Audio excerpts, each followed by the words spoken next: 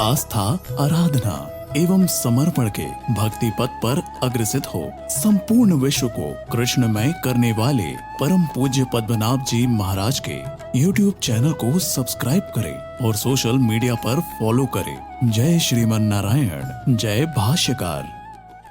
भगवान राम का जो अवतार हुआ उसका हमारे आचार्य विशेष अर्थ बताते हैं। बोले भगवान का एक गुण है जिसका नाम है सौशील्य गुण। सौशील्य गुण जिसको सील गुण कहते हैं महाराज।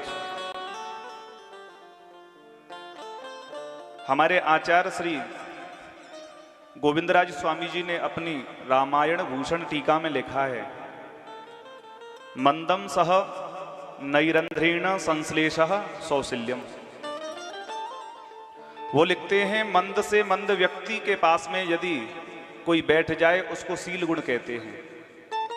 भगवान रघुनंदन का ये विशेष गुण है, मंदम सह नैरंध्रेण संश्लेषः सौशील्यम। भगवान राम राजा होकर भी निम्न से निम्न व्यक्ति को भी अपने गले लगाते हैं, अपने बराबर में बिठाते हैं। श्री पराशर भट्ट स्वामी जी महाराज लिखते हैं, और इधर वेदांत देशिक स्वामी जी ने दया शतकम में लिखा है कि निषादानाम नेता कपि कुलपति कापि सवरी। निषादानाम नेता, निषादों के जो नेता थे गुहराज, जिनको भगवान ने अपने गले लगाया। निषादानाम नेता कपि कुलपति कापि सवरी।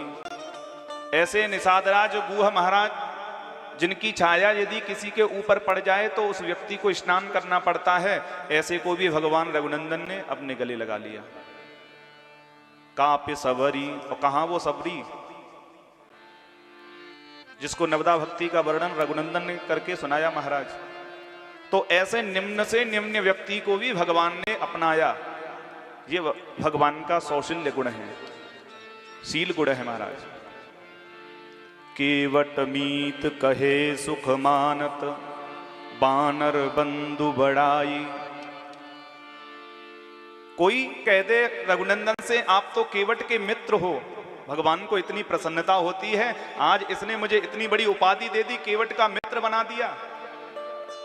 वैसे तो वेदांतियों ने बड़ी उपाधियां दी है महाराज।